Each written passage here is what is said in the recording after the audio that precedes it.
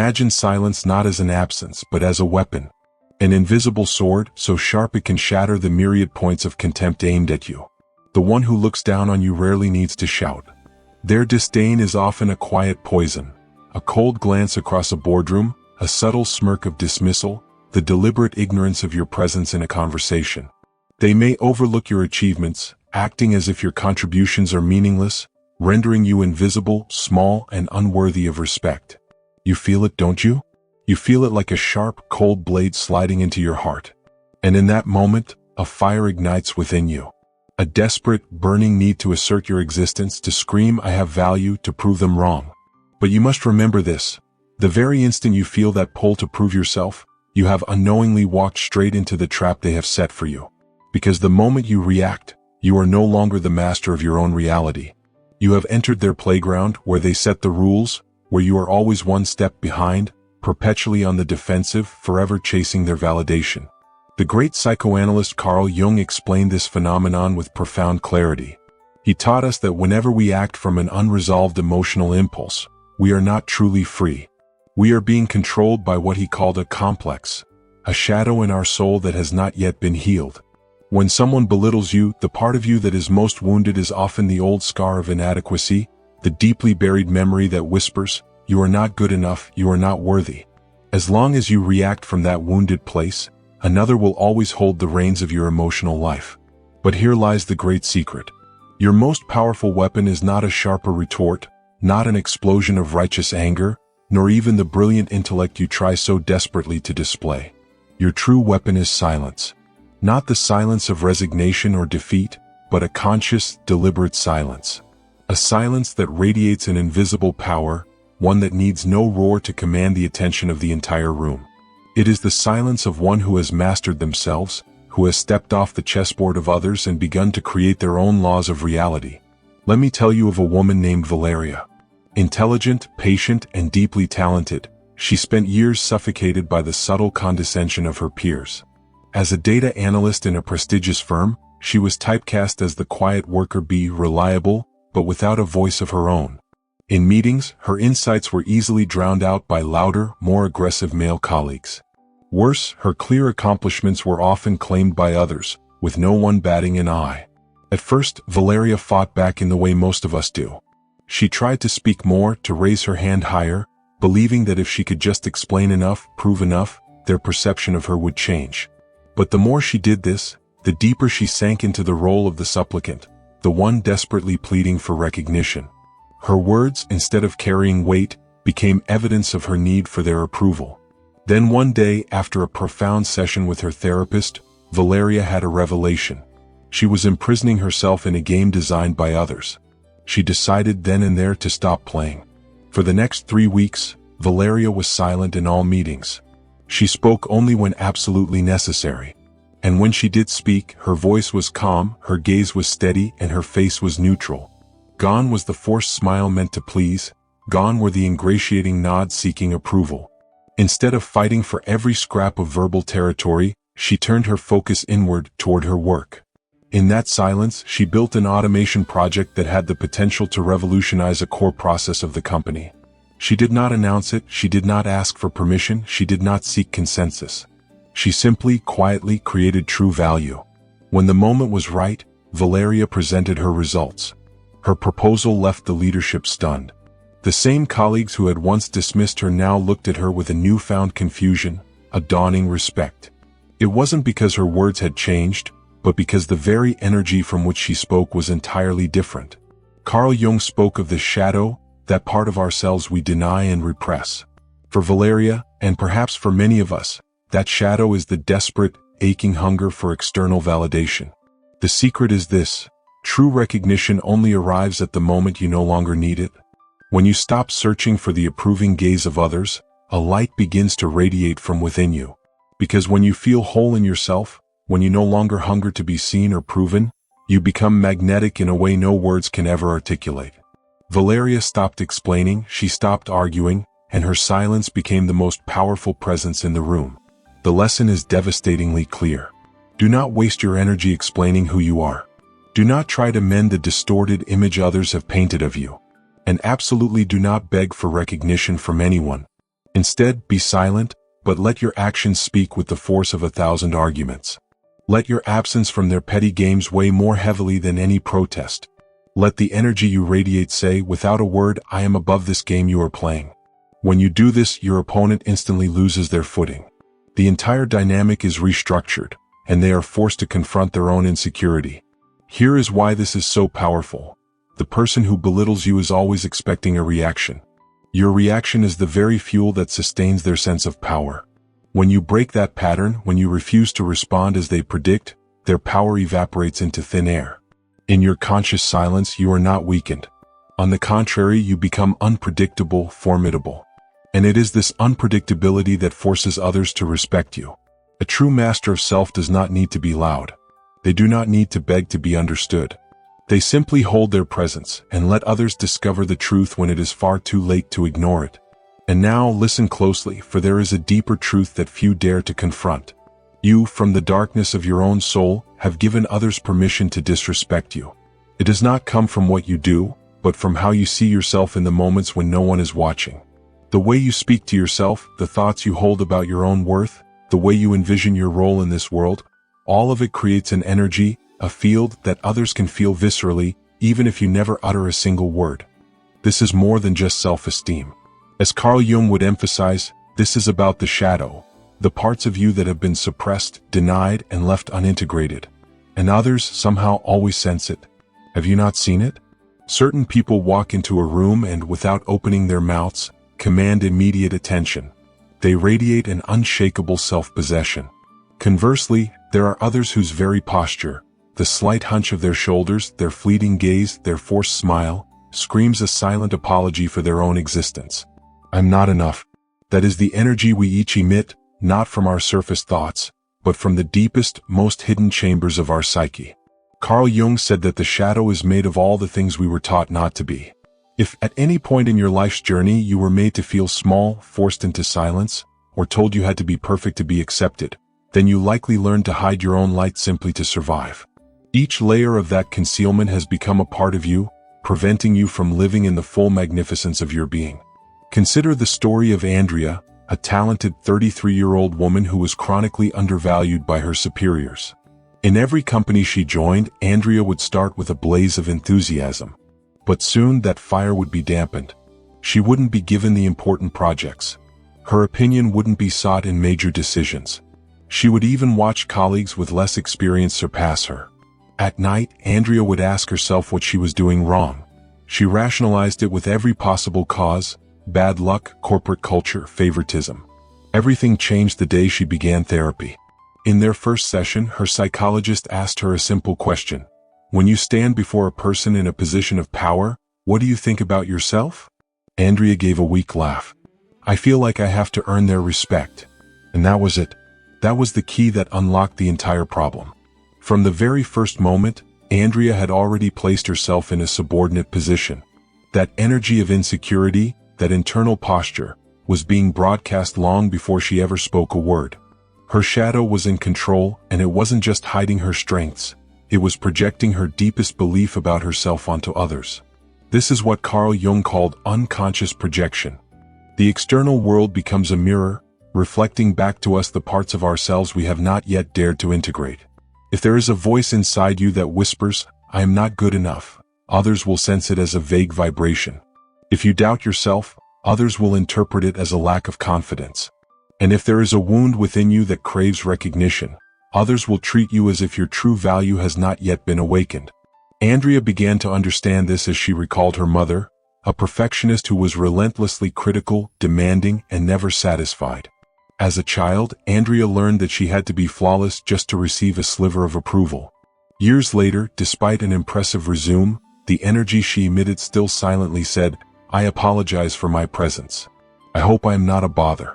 That was the wound she was projecting, and that was precisely why she was being overlooked. This is the lesson you too must confront with brutal honesty.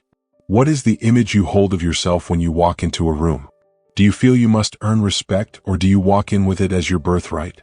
Is there a part of you that still believes you need to be validated before your value can be acknowledged?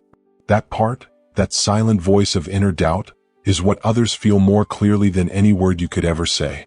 It doesn't matter how hard you try to appear confident. If that shadow has not been integrated, you will always project your insecurity, and you will unconsciously give others permission to treat you as less.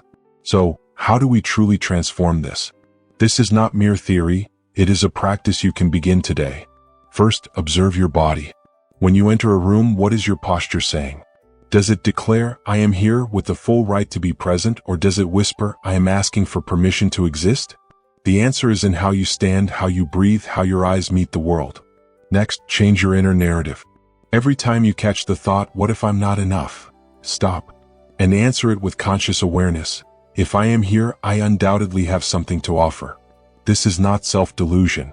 It is a reminder that your presence is never an accident. Begin to act from the most powerful version of your future self. Ask yourself, how would that version of me move? How would they speak? With what kind of calm authority would they look another person in the eye? And then, even if you don't fully feel it yet, embody it. No, because identity is not forged in waiting, it is forged in action. Return to the story of your own life. In your childhood, to whom were you trying to prove your worth? Are you, even now, still seeking the approval of someone who is long gone, or perhaps was never truly there for you? Let that root become clear. Write it down. Confront it. Because what you do not heal, you will continue to repeat in your unconscious. And here is the truth you must remember. Your shadow is not your enemy. It is simply the part of you that never received acknowledgement from you. When you don't give it to yourself, it will cry out for it from others. But today you can choose differently. You can stop projecting weakness and start radiating your true presence. A presence that needs no permission, no applause, no validation, because it has finally chosen to stand on its own side. And now, listen with your entire being, because what comes next is perhaps the most potent silent weapon that has ever existed: non-reaction. That moment when another provokes you, when they wait for you to explode, when they search for a reaction to confirm their disdain, and you give them nothing but calm, unflappable silence. In that instant, your emotional sovereignty is asserted without a single word. Here is why silence transcends all other tactics. When someone belittles you, their goal is often not to destroy you, but simply to poke you, to get a rise out of you, to confirm their narrative that you are exactly what they've labeled you: weak, emotional, fragile. If you react, you hand them the evidence. If you get angry, you hand them the power. If you justify yourself, you hand them the advantage. But when you offer no reaction, you sever the entire game. You are no longer the one being led. You become the one who controls the rhythm, the one who holds power in profound, unnerving silence. When you do not react, when your face remains a calm, unmoving landscape, you become a mirror. And that mirror startles your adversary. But it does not reflect weakness, it reflects mastery. It reflects a power that needs no volume, an energy that refuses to lower itself to their base level.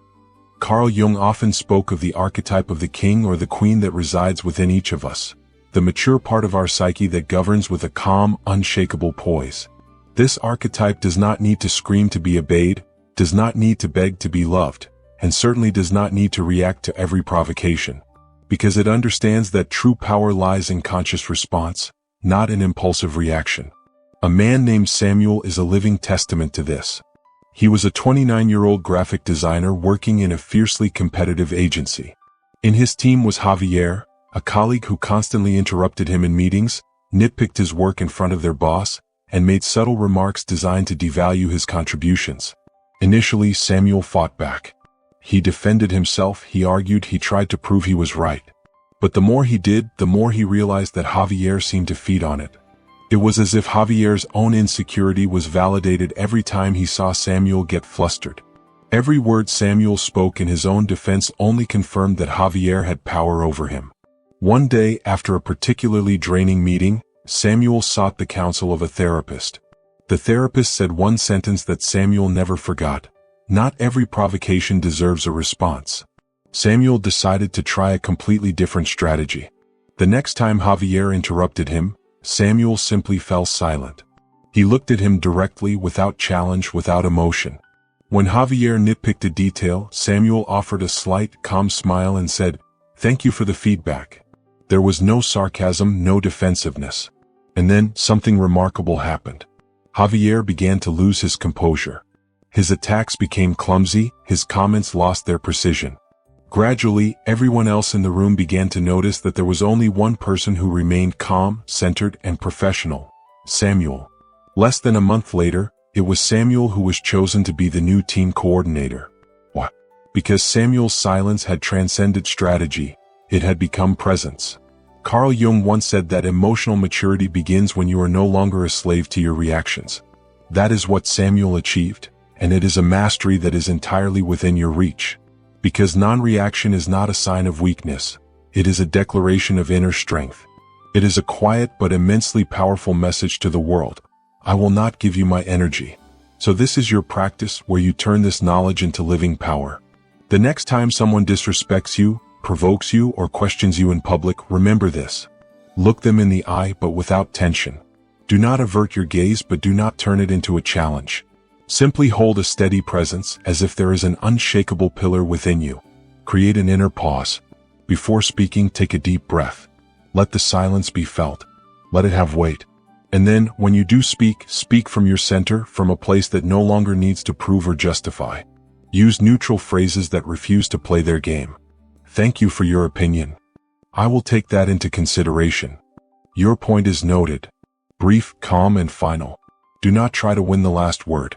Remember, the one who needs the final word is the one who has not truly won. The one who scorns you is always waiting for noise, for an explosion, for proof. But when you give them silence, you leave them alone with the echo of their own pettiness. And that is the most severe punishment of all. For that echo will force them to realize that you have stepped out of the emotional game they tried to drag you into. In that moment, you rise above without shouting, without attacking, without defending your value, because you have already decided your value internally. And when that happens, others will feel it even if you say nothing at all. This is when the energy of a person who is no longer seeking validation becomes palpable, radiant. They do not announce their worth, they are the embodiment of it. And when you reach that point, you will not need to defeat anyone because they will simply remove themselves from your path. Do not seek recognition because respect only comes when you have first granted value to yourself. A person still starving for validation always reveals themselves. It's in the expectant look in their eyes, the hesitant way they speak, the posture that adjusts itself so as not to offend, the longing for a nod of approval, a word of praise from the outside. And the brutal truth is, that very seeking betrays you. If you can feel it in yourself, others can feel it too. The one who scorns you can instantly detect who has not yet truly occupied their own inner throne. You don't need to explain, your energy has already said everything. As Carl Jung powerfully stated, we do not see things as they are, we see them as we are. If you are full of inner lack, you will project that lack onto the world. But if you have forged your value within, the world will begin to sense it and reflect it back to you. The respect you have always awaited from the outside actually begins with a radical choice on the inside. That choice is the moment you decide to stop treating yourself as a secondary option, to stop being accommodating in the hope of being accepted, to stop waiting for permission to feel worthy. This doesn't make you cold or distant, it makes you whole. To understand this deeply, listen to the story of Carla, a 42-year-old body therapist who had spent her life seeking the approval of others. Carla would often say she didn't care about others' opinions, but inwardly she shattered every time she felt disapproved of. At work, she constantly adjusted herself to her clients' expectations. In relationships, she changed herself to fit in. Every personal decision was accompanied by the silent question, "What will people think if I do this?" Then a crisis struck. Her partner of 6 years left her, leaving behind a single sentence that would awaken her. "I don't know who you really are. You are only ever what other people need you to be." That sentence broke Carla. It forced her to confront a bitter truth she had long denied. Her need for recognition had stolen her authenticity. She decided to stop everything. For 3 months, she stepped away from her work, from social media, from all relationships, and journeyed into her own inner darkness. In that solitude, she met the child within, the little girl who had learned she must earn love at all costs, having grown up with an unpredictable mother. One day affectionate, the next neglectful. Carla had become an expert at reading others' expectations and meeting them before she could be rejected. This pattern made her professionally successful, but emotionally invisible. She realized she had been seeking validation in every like, every compliment, every approving glance. And then the stark truth emerged. As long as I do not validate myself, I will forever need others to do it for me. From that moment, Carla began to change. She stopped speaking just to please. She stopped nodding for fear of losing an opportunity. She stopped molding herself to every energy around her. Most importantly, she began making decisions from her own center, not from her need. And something miraculous happened. Her therapy sessions became more profound, her clients respected her more, and her very presence shifted. She was no longer a seeker of approval, but a bearer of clarity, without needing to say much at all. Carl Jung called this the process of individuation. The moment you stop living for what others expect and start living from who you truly are. When that happens, you no longer need to speak to fill the silence. You no longer need to justify your boundaries. You no longer need to explain why you are here. You simply are. Present, solid, and immovable. And that, in itself, becomes more captivating than anything else. And so, here is the practice for you. Begin with an emotional decluttering. With every decision, ask yourself, am I doing this because I truly want it, or because I want to be seen doing it? Observe how many times a day you wait for validation, a text message, a comment, a word of praise. And each time you notice it, return to yourself. Affirm your own value in silence, not with hollow mantras, but with real action. Say, no, even when you fear loss. Stay with yourself even when you want to chase after another. Choose the difficult, authentic decision. Because that is true value. That is internal respect. And when that happens, others will feel it, not with their ears, but with the very energy they receive from you. They will no longer see you as someone waiting for a verdict, but as a complete, sovereign, and free human being. If someone does not respect you, you will find you no longer need them. Because you will no longer bargain with your own worth in exchange for companionship. You will no longer trade your authentic self just to belong. Listen now, for this moment is the turning point. This is where you transform your very presence into a form of armor. You will walk through life no longer on the defensive, no longer fearing judgment, because everything about you, from your posture and your gaze to the very frequency of your energy, will transmit one powerful, unspoken message. No one has the right to disrespect me. This is not a challenge. It is a quiet statement of fact. Let your energy speak for you. There are those who do not need to shout, to argue, or to prove. They need only walk into a room and everyone feels it. It is not their clothes or their words, but the gravitational field that emanates from within them. That is presence. And presence cannot be faked. It can only be built, forged through discipline and experience. It is forged in conscious silence, in the ability to not react to provocation, in the cultivation of internal respect, and in the courage to face and integrate your own shadow. Carl Jung said that one who does not understand their own self will constantly project their unaccepted parts onto others. And that makes us weak because we are forever living in a state of reaction. But when you understand yourself, when you integrate your shadow, when you no longer need anyone else to affirm you, everything changes. Your body stands differently. Your voice resonates differently. Your eyes see differently. And your energy touches the world on an entirely new frequency. The story of Nicholas is the final proof. A 36-year-old entrepreneur, he had been dismissed for years in the business world. In every meeting, his ideas were deemed too visionary, too naive. He was labeled a dreamer, an enthusiast lacking maturity. And every time he tried to explain his vision, he felt it more acutely. The more he talked, the less they respected him. Until one day, his mentor told him something that shook him to his core. People don't believe in what you say. They believe in how you are. That sentence changed everything. Nicholas stopped obsessing over perfecting his slide decks.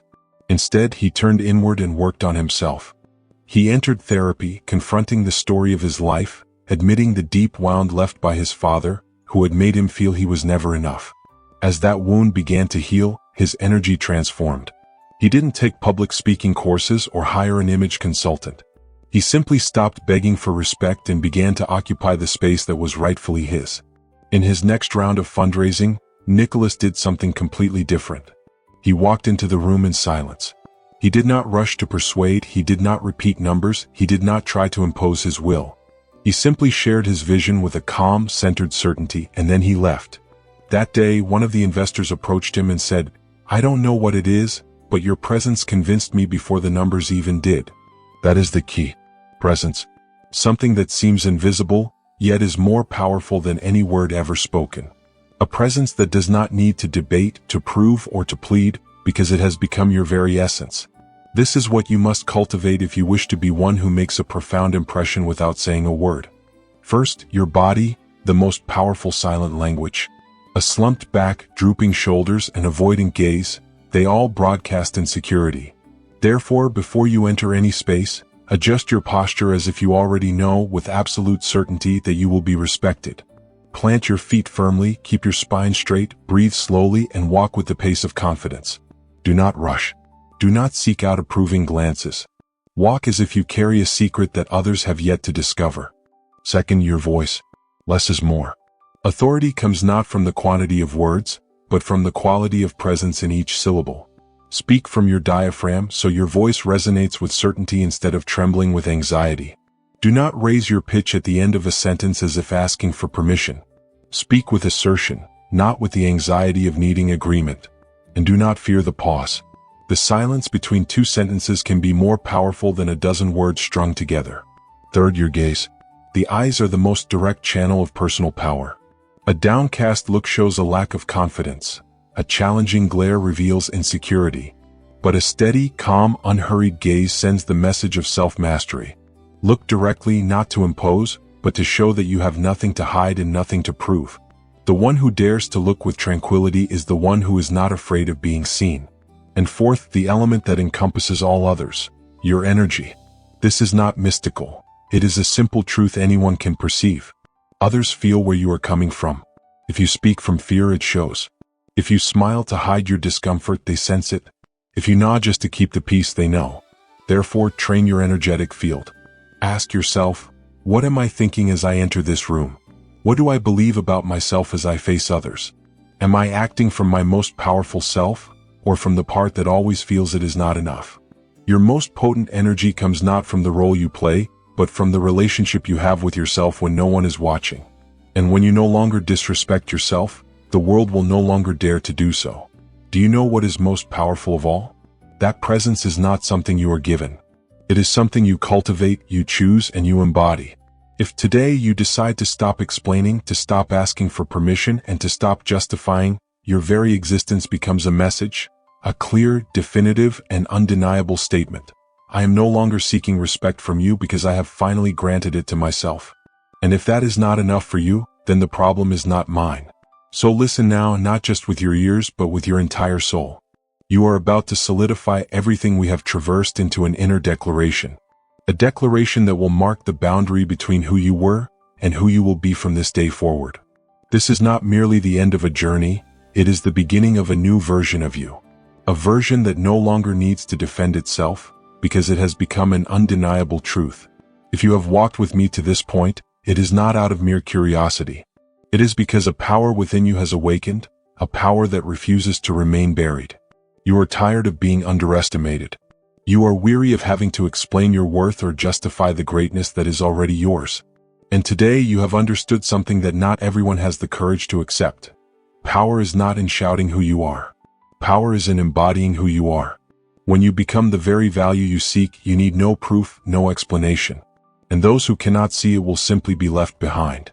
As you conclude this journey, remember that true strength comes not from the words you scream, but from your quiet, unshakable presence. The respect you have waited for is not found in the eyes of others. It begins the moment you dare to affirm your own worth. From this day on, you do not need to justify, to ask permission, or to prove. You need only to stand tall, centered, and let your energy speak for itself. Because when you stop seeking recognition, you become the embodiment of it. I wish you the confidence, peace, and clarity you so richly deserve on this new path. Let every step you take carry the message, I respect myself, and the world will do the same. Thank you for listening, for opening your heart, and for daring to confront the truth within. Carry this power into every moment of your life. And never forget, the moment you become fully present, the entire world will have to change the way it sees you.